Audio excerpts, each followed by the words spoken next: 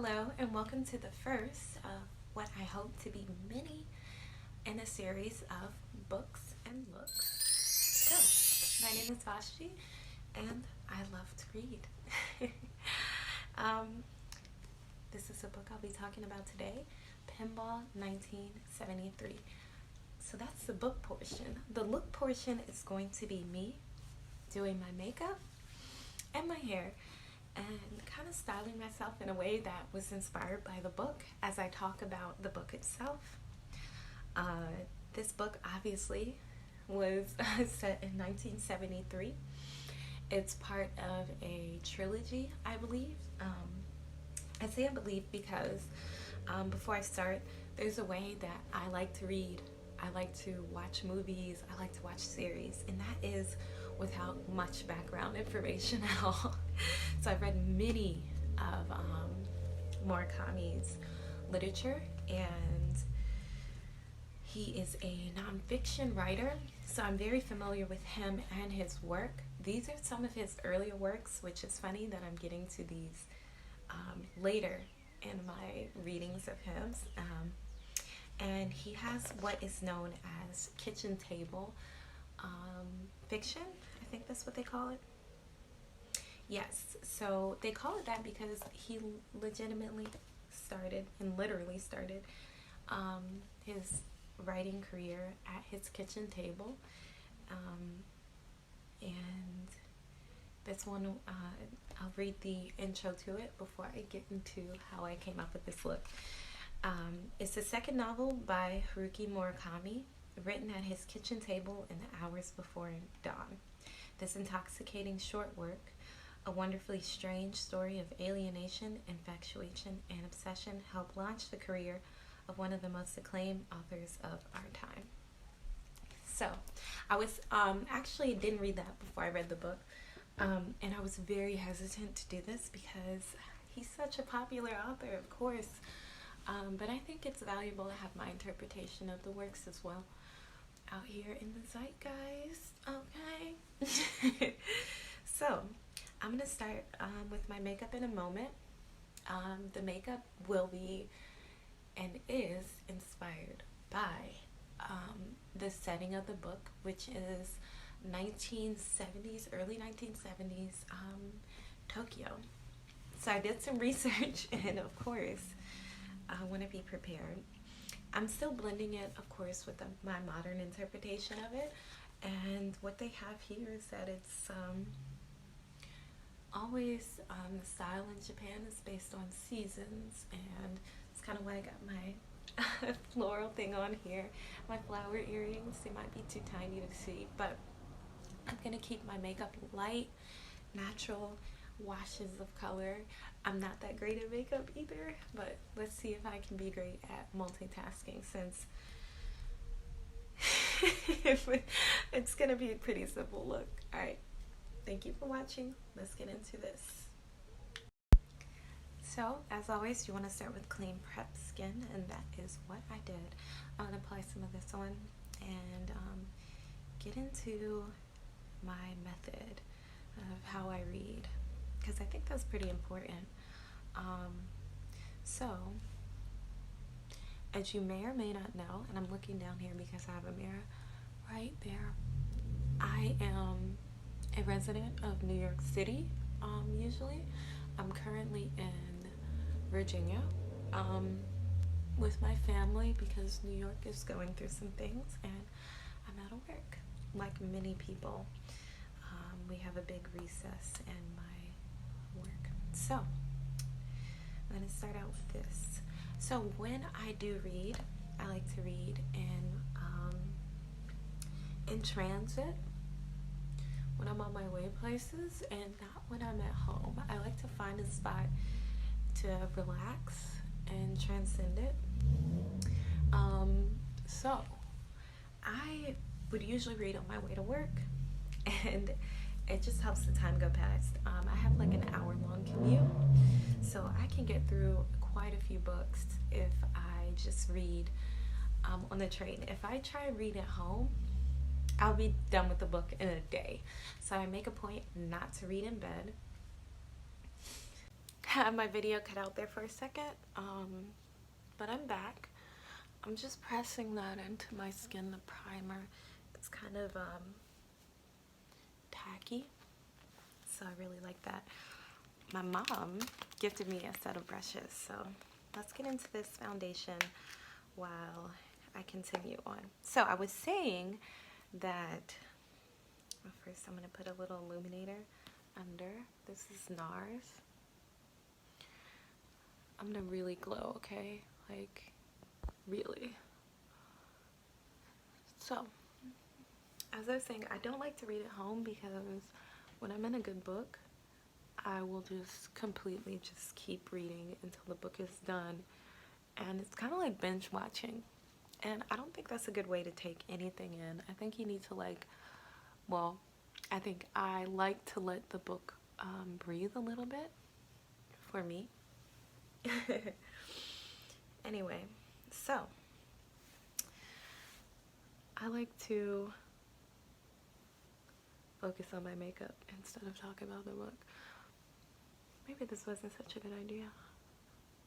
I'll have to work on this. Forgive me. This is my first time. So that's how I like to read. That being said, I'm not in New York anymore. I don't have a commute. And I've been around the house, so I went ahead and finished up this book. And it really has been an amazing read, especially for the time we're in. One of the things that was really poignant, and I use that word to say that it was very much connecting with me in a personal way, was the air of the book, kind of addressing that real feeling of depression, and not just in a sadness, but in the way you do things, the way you think of things, the listlessness is what I really picked up on. And as a person who doesn't like spoilers and too much background information myself, I'm just going to talk about the style of the book. And yeah, so that was one thing I picked up on completely. And his description of things throughout the book, you notice that everything is kind of cast aside, that he would explain things that seem like they could be absolutely amazing in some of the most mundane ways, in a way that you see people kind of get obsessed with things or objects or items, and using that as a method of escapism, that they actually didn't necessarily care about those things, and sometimes people. And one of the characters in the book actually did end up having a connection, and just being unable to act upon it, which, as a Cancer woman, was hard for me to relate to until I could really read it. The scenes, oh wow. If I had to just go over the imagery and the mood of the book in general, which is what I think I'll be doing, they really transport you. They come off completely timeless, and it is just really refreshing when you read things or experience something with someone, especially the author of Another Generation, who connects so fluidly with how you feel, and there is very little separation of culture and time. One of the things I like to imagine is how flawlessly it's translated from its original language, Japanese, into English. That it still has a plain, in a way, easy to read. Little is explained upon, it just is. And that's one of the main things that I liked about the book. Okay. It's really hard to do this without going into too much detail. But yes, one of the other words that they used in this description is listless. And that same listlessness was filling my spirit as I read. So even on my commutes, it was something that, despite it being this easily understandable and emotionally compatible book, it was something that I had to put down quite a few times because I felt that same feeling amplifying in me, and at times it was really hard to process. I couldn't really take it. So, you know, the emotions were high. It's definitely something I'm going to have to reread when I am feeling more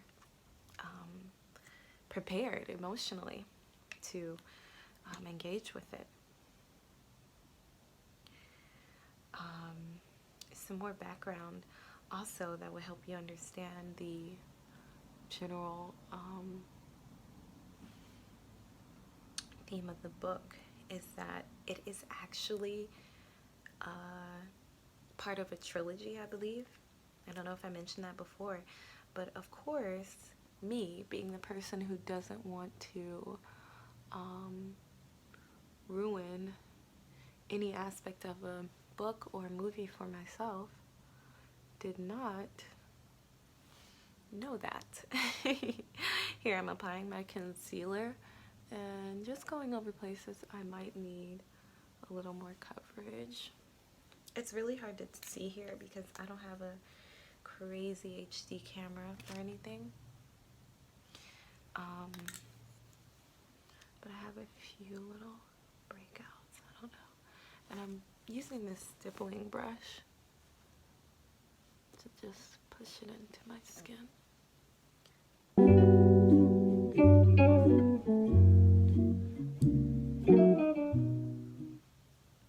The other thing that I would really like to get across is his ability to generate a integration of feeling. You connect with the book, the environment, and he also, from reading his manuscript, which is also a really great read, talked about his love of jazz and music, and it's very obvious. So one of the things that I like to do as I was reading this was put on some of the music that he was describing throughout the book. And the main character, who is actually nameless, and it's actually something I find pretty annoying when I read stuff and I have no idea who the character is, like you can't identify them, but that's okay, he can get away with it. I'm gonna do my eyebrows next. They really need to be done. So yeah, the main character's music taste, and obviously the underground of it, he gets into pinball at some point. This is something that carries over from a previous novel that I have yet to read. It kind of picks up on him rediscovering love for this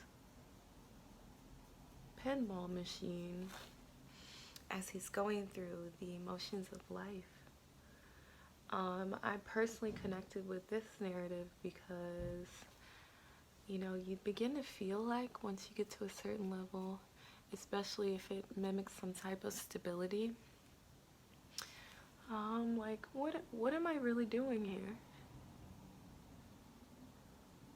So on my long commutes, I found myself connecting with him, the main character, and his sense of wonder, really. And one thing, I found myself halfway through the novel, and it's more of a novella. It's very short. It's not intensely long. But of course I have my stop and go method. I'm gonna get a little closer because I really can't see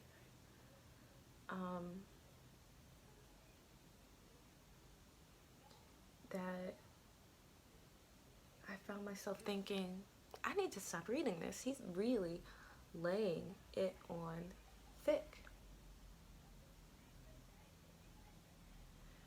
And as I believe I came to this conclusion as I was in my kitchen. I was washing some dishes, and I was having those thoughts. So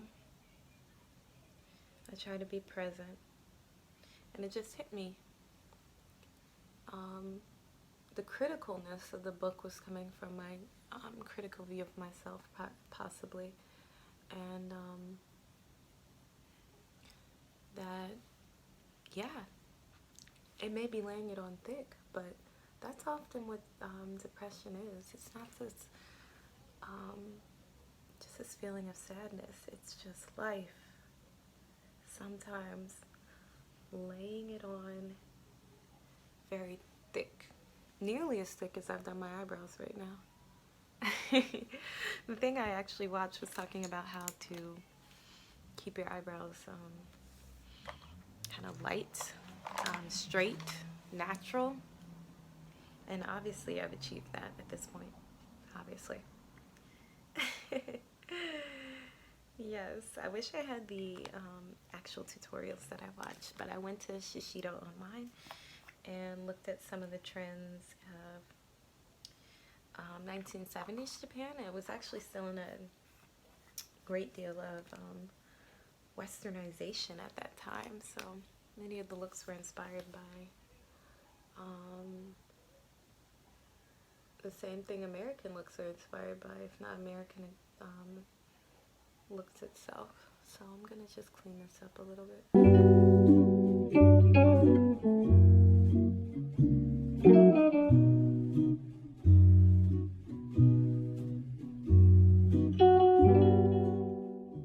Overall, I would say that this book is an amazing work for a young burgeoning author that he was, sitting at his kitchen table. And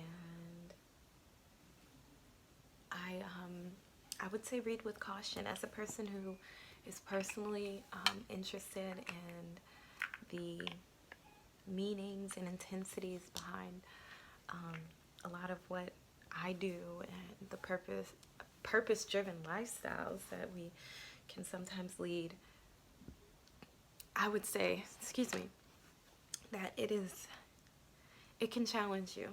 It's definitely something that if you have found yourself in the same place that the main character is going through, it's not going to give you any revolutionary conclusions about your life in itself. It doesn't feel good to read the book necessarily. It is a portrait of that isolation that you can feel in a place where most of us think that our lives are going to finally start. You may be done with college. You may be starting out with your career finally. And you're at a place where you think that it's all going to come together now. You're going to put yourself on in a place where the things in the past that bothered you are no longer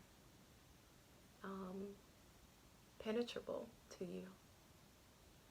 And the book does not say that in so many words, but it surely addresses that sensation. If you are there in your life, or if you're past that point, and I don't know if there's actually past that point, because that's where I'm at right now, feeling that way towards just trying to do that work. But sometimes doing the work doesn't make for an interesting story or anything. So overall, I would say this look might turn out cute. Alright, how about we speed through the makeup and then I come back and do kind of wrap up about my review of the book. Okay? And maybe I'll do my hair in that too.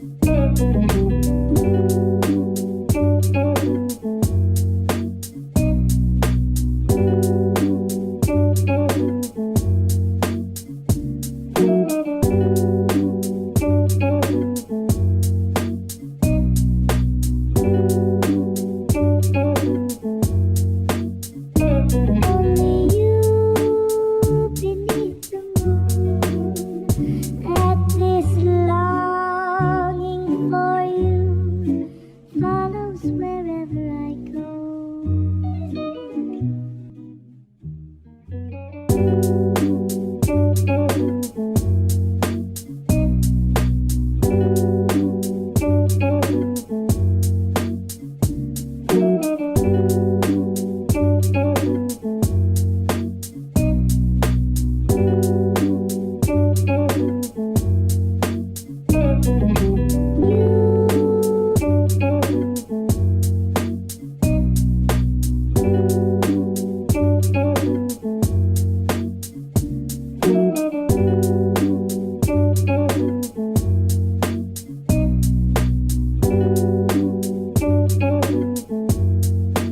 Only you beneath the moon at this longing.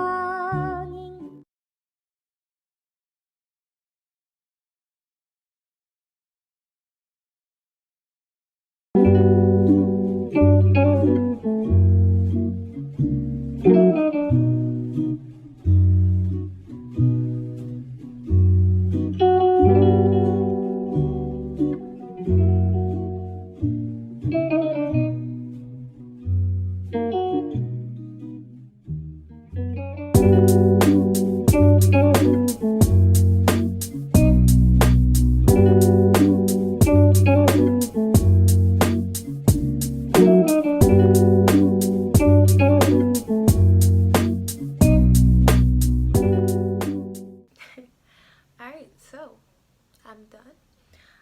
This is the look I've come up with.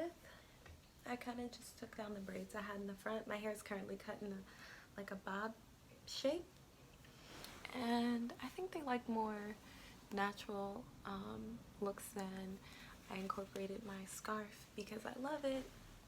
Also, it's kind of inspired by one of the looks I saw on the Shishido website about style of that time. Of course, this doesn't reflect everyone's style. Anyway, my wrap-up statements on the book.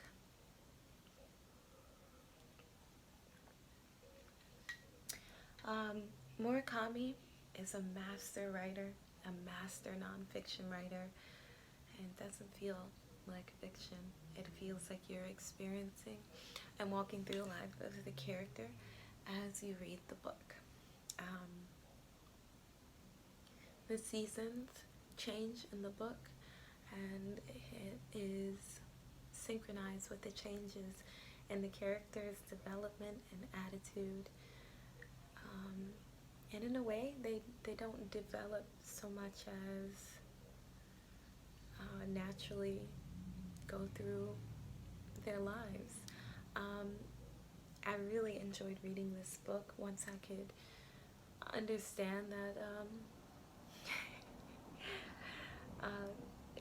the work is not always hard that you do as you develop in your own way and for yourself. And yeah, it was a very interesting book. I'm actually going to do my next part of the series on the other side, Hear the Wind Sing, which is actually his first best-selling novel. Yeah, on the front it says Murakami invented 21st century fiction. That's probably why I was a little hesitant to start my series with him and admit that this is my favorite author, fiction, nonfiction, anything at the moment. It has been for the past few years, but it's true. And I can't do the book enough justice without, I feel, giving too much away to people like me who really just want to get the juice of the book and leave the pulp, and we just want to know how it's going to make you feel. And yeah, I hope I got that across. I'm open to any suggestions. I mean, I'm never going to be the girl that's going to be perfect at the makeup profession or interested in doing any fancy bag jobs. I want to talk about books. I want to talk about the things that interest me, and I'm going to drink my coffee, and I still am open to the suggestions, so I'm ready and willing. If you have any book suggestions, especially, I love nonfiction. I'm going to be reading a lot throughout this time, and yeah, let's hope that we can get through this and whole, more than whole, better. Yeah, thank you for watching.